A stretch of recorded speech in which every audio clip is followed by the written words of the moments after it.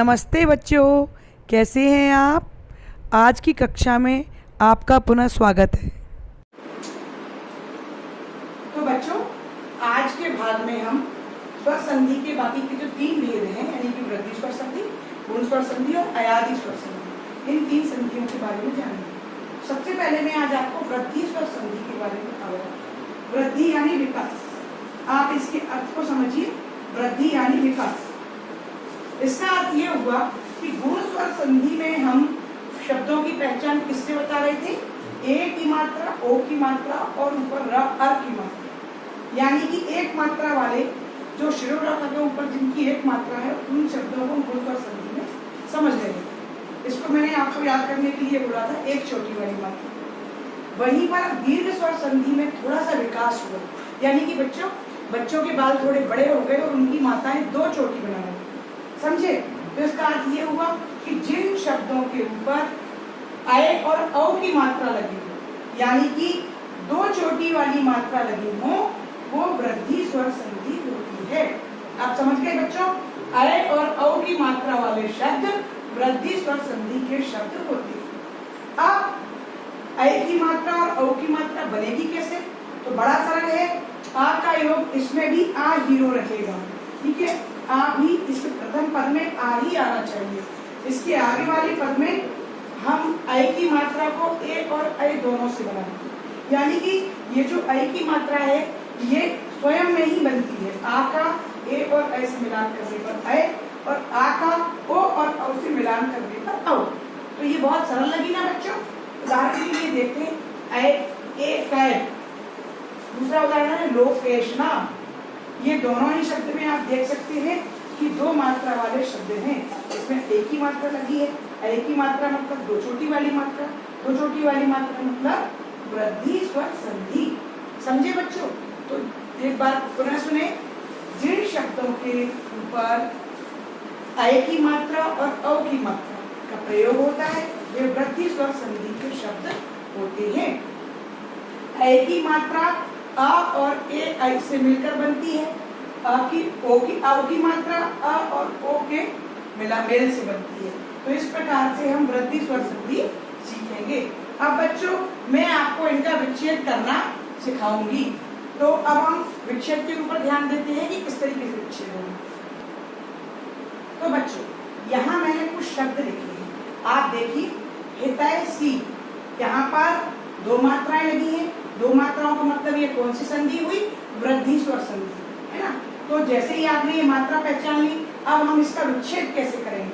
मैंने आपको बताया था कि अय की मात्रा आ और ए से मिलकर बनती है, ए ऐ दोनों से मिलकर, ठीक है। तो यहाँ पर मैंने हित कर दिया, हित में आ मिला हुआ है, और एशी यहाँ पर ए।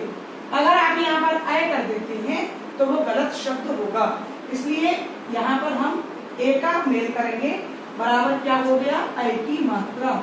आ और ए के मेल से अय की मात्रा। इसी तरीके से मैं यहाँ देखती हूँ, परम, माँ में भी आ लगा हुआ है, प्लस अब यहाँ पर अगर हम ए लिखते हैं तो वो गलत होगा, क्योंकि सही शब्द है ऐश्वर्य।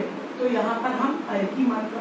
तो कुल मिलाकर मैं आपको ये समझाना चाहती हूँ कि अय की मात्रा का योग आ और ए ऐ से मिलकर बनता है। आपको यहाँ देखना पड़ेगा कि कौन सा शब्द ए लगाने पर शुद्ध है और कौन सा शब्द अय लगाने पर शुद्ध है।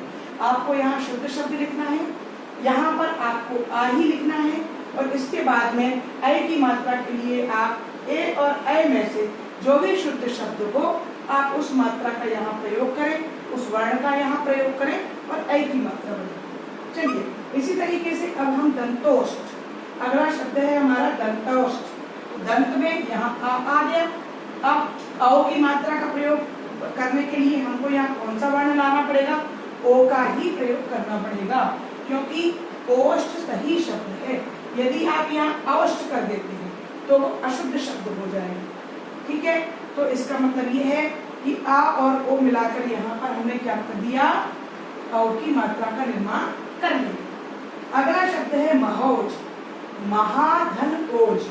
यहाँ मैंने बड़ा आ का प्रयोग किया और यहाँ मैंने ओ का प्रयोग किया। इस तरीके से यहाँ पर हमने औ की मात्रा का प्रयोग कर लिया। तो इसका अर्थ ये है बच्चों कि हमको आ के साथ ए आई मिलाने पर आई की मात्रा और आ के साथ ही ओ और औ मिलाने पर औ की मात्रा बनानी चाहिए, और यही इसका नियम है। तो बच्चों यहाँ पर ये वृद्धि स्वर संधि हुई। वृद्धि स्वर संधि की पहचान मैंने बताई, दो चोटी वाली मात्रा यानी कि आई और औ की मात्रा। अब बच्चों हम स्वर संधि का अगला प्रकार यण स्वर संधि की ओर चलते हैं। यण स्वर, तो बच्चों यहाँ मैंने आपके सामने यण स्वर संधि लिखा है। अब यहाँ थोड़ा ध्यान देने वाली बात यह है कि अभी तक हम किन वर्णों पर ज्यादा ध्यान दे रहे थे शब्दों में, आ ई उ ए आई, है ना, ओ औ, यहाँ तक चले। लेकिन यहाँ पर थोड़ी सी पहचान बदल जाती है। आप सोच रहे होंगे कि मैडम ने बोला था कि स्वर संधि में केवल स्वर वर्णों का प्रयोग होता है। मैंने सही बोला था बच्चों, लेकिन अब यहाँ पर मैं पहचान में लिख रही हूँ कि शब्द में या, वा और आधा रा की मात्रा का प्रयोग होता है। तो आप सोच रहे होंगे कि मैडम ने ये क्या कर दिया। मैं आपको बताती हूँ। पहले तो आप इतना समझ लें कि यण स्वर संधि के लिए आप एक कहानी बना लें। आप एक बात समझ लें कि जिन शब्दों में या, वा और रा आया हो, जिन शब्दों में या, वा और रा आया हो, किंतु या के जस्ट पहले एक कोई आधा अक्षर हो, क्रॉस का मतलब हो गया आधा अक्षर। इसको हम एक लंगड़े दोस्त के भी तरीके से भी याद कर सकते हैं कि मान लीजिए या का एक दोस्त ऐसा है जो चलने में परेशान है, चल नहीं सकता।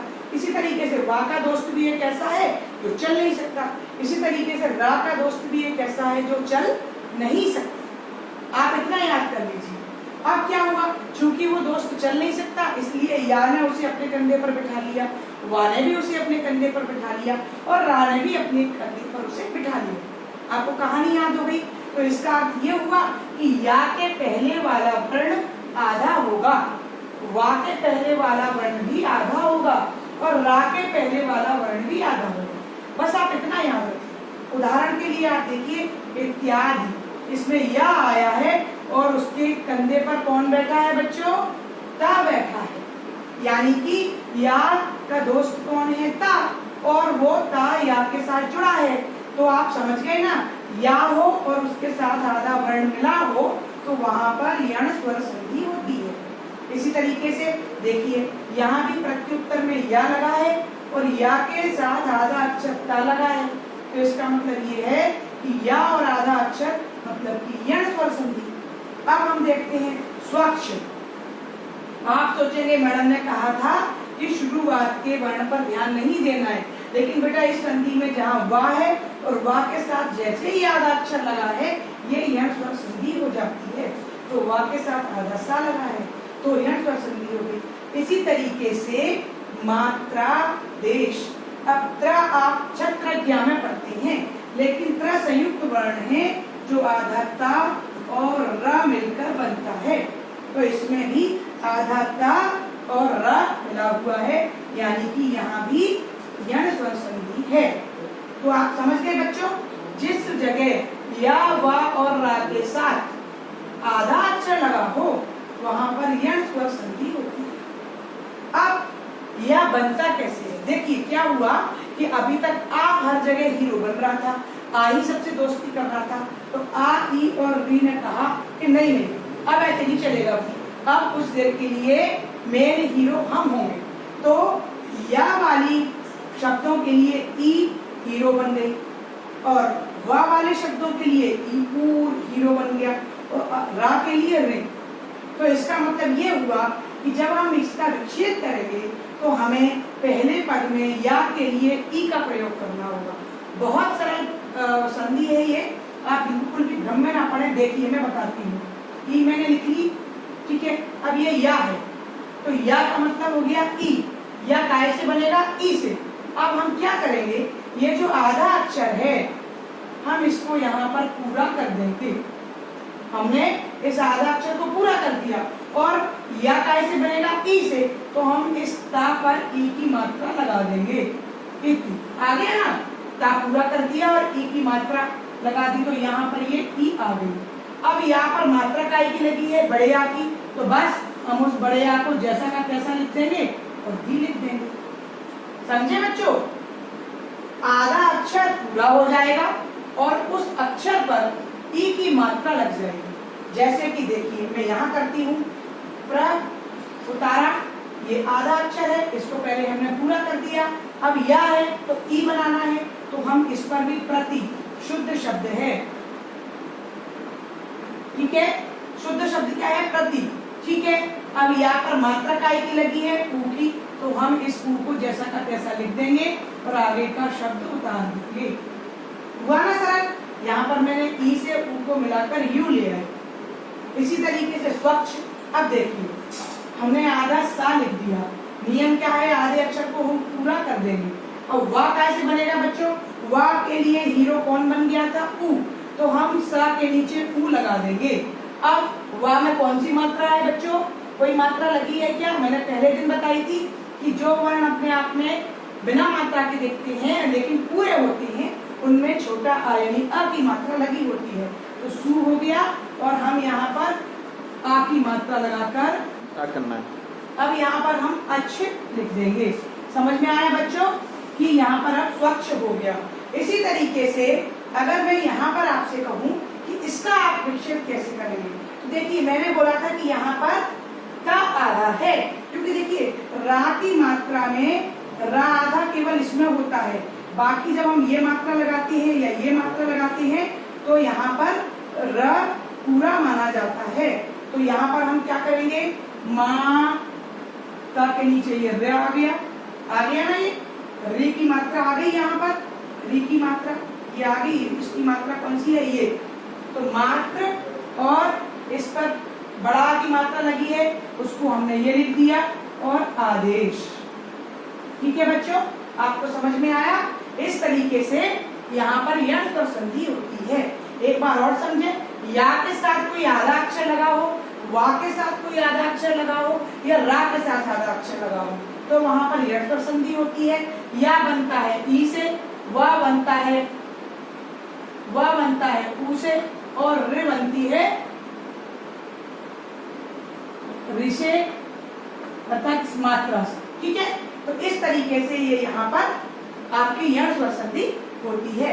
हम इसको बच्चों कुछ और उदाहरणों के द्वारा समझेंगे। तो बच्चों मैंने यहाँ पर कुछ और भी शब्द लिखे, जैसे पहला है सख्यागमन। जैसे ही आपने या देखा, या के साथ में ये खा जुड़ा हुआ है, आपने ये देखा, आप तुरंत समझ जाएंगे या के साथ आधा अक्षर मतलब यण स्वर संधि। अब या कैसे बनता है? ई से। आपको क्या करना होगा? सा आप पूरा लिखेंगे, इसके बाद खा को भी आप पूरा कर देंगे और इस पर या के लिए ई लाना है। तो आप यहाँ पर सखी, क्योंकि सही शब्द क्या है? बड़ी ई की मात्रा सखी। और अब या पर जो मात्रा है आ बड़ा आ लगा है, तो उसको आप जैसा का तैसा लिखकर आगे का शब्द उतार देंगे। ठीक है बच्चों, इसी तरीके से देखिए अन्वय। अब यहाँ पर मैंने आ लिखा, इस आधे ना को मैंने पूरा कर दिया। ठीक है, अब वाह कैसे बनेगा? वाह के लिए मुझे ऊ लाना पड़ेगा, तो इस ना को ही मैं ऊ में बदल दूंगी। अनु, अब वाह में कोई मात्रा नहीं है, मतलब यहाँ छोटा आ है, तो मैं उस आ को उतार कर और आगे का वर्ण उतार दूंगी। अनु आय, अन्वय। ठीक है, इसी तरीके से देखिए ये एक विशेष शब्द है, बच्चे इसमें गलती करकर आते हैं। यहाँ बच्चे भ्रमित क्यों होते हैं कि यहाँ बड़ी छोटी की मात्रा लगी है, आधा अक्षर है, इसमें वाह भी है, तो इसलिए बच्चे यहाँ पर थोड़ा सा भ्रमित हो जाते हैं। आपको केवल पहले ये वाह देखना है, वाह में आधा अक्षर ना है, तो आप सबसे पहले क्या करेंगे? आप आ लिखेंगे, ना को आप पूरा कर देंगे। अब वाह बनाने के लिए आप क्या करेंगे? वाह बनाने के लिए आप ना में ऊ की मात्रा लगा देंगे, बस। अब इस पर मात्रा किसकी चढ़ी है? ई की, तो इस ई को हम यहाँ ले आएंगे और ये तीन अनुधन इति। समझे बच्चों? पितृर्पण, पितृर्पण है ये शब्द। तो अब हम इसको क्या करेंगे? पी जैसा भी लिख दिया, ताप पूरा कर दिया, वी की मात्रा लगा दी। अब इसमें कोई मात्रा नहीं लगी है त्रा में, तो हम यहाँ पर जैसा का तैसा इसको अर्पण लिख देंगे। तो समझे बच्चों, ये आपकी यण स्वर संधि है। अब हम स्वर संधि का अगला प्रकार अयादि स्वर संधि के विषय में चर्चा करेंगे। तो बच्चों अब हमारा अगले स्वर संधि है अयादि स्वर संधि। देखो यण स्वर संधि और अयादि स्वर संधि में एक समानता है। वो समानता क्या है कि दोनों ही संधियों में या और वा का प्रयोग होता है, यानी कि यण में भी या आ रहा था और वा आ रहा था, अयादि में भी या और वा आएगा, किंतु दोनों में एक भिन्नता भी है। यण में या और वा का दोस्त कौन था? लंगड़ा था, वो चल नहीं सकता था, आधा अक्षर था।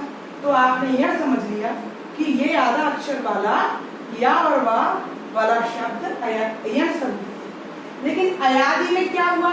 अयादि में या और वा ने थोड़ा सा अपने आप को बदल लिया। या और वा ने कहा कि यदि मेरे पहले आ की मात्रा आ जाए, छोटे आ की या बड़े आ, समझ रहे ना, आ जाए या आ जाए स्वर, तो वहां पर अयादि होगा। इसी तरीके से वा ने कहा कि मेरे आगे भी आ जाए या बड़ा आ जाए, वहां पर भी अयादि होगा। इसका मतलब ये हुआ कि अयादि स्वर संधि के शब्दों में या के पहले वाले जस्ट वर्ण पर या तो बड़े आ की मात्रा लगी होगी या छोटा होगा वो, या वा के पहले छोटा आ जाए या बड़ा आ जाए। जहां भी आप देखें कि या और वा पूरे हैं और उनके पहले कोई भी आधा अक्षर नहीं है, साथ में उनके पहले आ, छोटा आ या आ और आ, ये दोनों में से कोई भी है, तो वहां पर अयादि स्वर संधि है। अब देखिए, अगर यहाँ पर आ है छोटा आ, ठीक है, तो हम क्या करेंगे कि हम यहाँ पर एक मात्रा का प्रयोग करेंगे, यानी कि एक, और यहाँ पर हम कर देंगे अन, क्योंकि यहाँ पर आ है, समझे। इस या में क्या हो रहा था कि इस या को तो ई बना रही थी, तो इसको यण स्वर संधि को, लेकिन यहाँ पर ए ने कहा और उन्होंने कहा कि नहीं भाई, हम ही हीरो कब बनेंगे, संधि तो खत्म होने वाली है। तो अयादि स्वर संधि के हीरो हो गए ए और ओ, समझे। अब यहाँ पहले वाले पद पर आपको ए, आई, ओ, औ ये लाना है। तो यदि या के आगे कोई छोटा आ का स्वर है, यानी कि छोटी मात्रा लगी है, आ है केवल, जैसे कि शा में आ छुपा हुआ है, यहाँ क्या छुपा हुआ है? आ, और कोई मात्रा नहीं दिख रही है, तो यहाँ पर ए का प्रयोग होगा। अर्थात देखिए ए और आ मिलकर आय बनाएंगे, देखिए आय है ना, शयन है ना, शयन। तो यहाँ पर आ है, अगर यहाँ पर पहले जस्ट आ आया है तो यहाँ पर केवल एक छोटी वाली मात्रा का प्रयोग होगा, यानी कि ए का प्रयोग होगा, तो शे धन अंत। लेकिन अगर यहाँ पर बड़ा आ है, देख रहे हैं आप, या के बिल्कुल पहले बड़े आ की मात्रा लगी है, तो यहाँ पर अय की मात्रा का प्रयोग हो जाएगा, यानी कि गए धन। अब या में इसमें कौन सी मात्रा लगी है? या में आ की, तो आ, ठीक है। इसी तरीके से पवन देखिए, वा के पहले कौन सा स्वर आया है? आ, छोटा आ, तो यहाँ पर होगा ओ, ठीक है। और वा में कौन सी मात्रा का प्रयोग है? आ का, तो यहाँ पर अन हो जाएगा। लेकिन यहाँ पर कौन सी मात्रा आई है? बड़ा आ, तो यहाँ पर होगा पाओ, ठीक है। और वा में कौन सी मात्रा का प्रयोग है? आ का, तो आ। समझे बच्चों? तो छोटे स्वर के साथ में ए और ओ, और बड़े स्वर के साथ में आई और औ की का प्रयोग होता है। इस तरीके से यहाँ पर अयादि स्वर संधि होती है। बच्चों मैं आपको इसको और अच्छे उदाहरणों के द्वारा स्पष्ट करती हूँ। तो बच्चों मैंने यहाँ पर और उदाहरण देखे हैं, अब आप समझिए। आपने या देख लिया, या के पहले छोटा आ का स्वर है, तो इसका मतलब ये है कि ये शब्द का विच्छेद कैसे होगा। देखिए, जब छोटे आ का स्वर होता है तो हम केवल एक मात्रा का प्रयोग करते हैं, और या पर कोई भी मात्रा नहीं लगी है, इसलिए हम यहाँ पर आ है इसमें, ठीक है। ये मैंने पहले दिन समझा दिया था, अन। समझे बच्चों? इसी तरीके से यहाँ पर बड़ा आ दिखाई दे रहा है, तो बड़ा आ कैसे बनेगा? हम यहाँ पर आई की मात्रा का प्रयोग करेंगे। अब या के नीचे कोई भी स्वर नहीं है, यानी कि आ है, तो हम यहाँ पर अन कर देंगे, ठीक है। अब वह आया है, वह कैसे बनता है बच्चों? ओ की मात्रा से। आ की मात्रा छोटी है, तो इसका मतलब क्या हुआ कि यहाँ पर ओ का प्रयोग होगा। तो ओ प्लस, अब इसमें कोई भी मात्रा नहीं लगी है, तो यहाँ पर सीधा सीधा अन उतर जाएगा। अगर चयन है तो हम क्या करेंगे, चापर या है तो हम ए का प्रयोग करेंगे, क्योंकि यहाँ पर छोटा आ है, तो हम चे प्लस यहाँ पर कोई भी मात्रा नहीं है, अन। समझे बच्चों? तो इस तरीके से आपके स्वर संधि के पांचों प्रकार पूरे होते हैं। अब बच्चों आपको सिर्फ इतना ध्यान रखना है कि दीर्घ स्वर संधि आ ई ऊपर चली, गुण स्वर संधि आपकी ए और ओ पर चली, फिर थोड़ा सा बच्चे में विकास हुआ, दो चोटी वाली मात्रा आई, आई और औ, और उसके बाद में यन में क्या हुआ, या का दोस्त लग रहा था, वा का दोस्त लग रहा था और रा का दोस्त भी लग रहा था, यानी कि या वा रा के साथ आधा अक्षर का प्रयोग हुआ। लेकिन अयादी स्वर संधि में क्या हुआ, या और वा के साथ में अ और आ का स्वर समाहित हो गया। तो इस तरीके से इस पहचान को याद करके आप निश्चित रूप से सारे प्रश्न अपनी परीक्षा में हल कर सकेंगे, ऐसी मेरी आशा है। आपके अगले वीडियो के भाग में मैं व्यंजन संधि और विसर्ग संधि के बारे में आपको बताऊंगी। आप लोग अपना काम पूरा करके रखिएगा आगे के लिए, और मैं अगले वीडियो में आपको जो विस्तार से बताऊंगी उसके लिए तैयार रहें। धन्यवाद।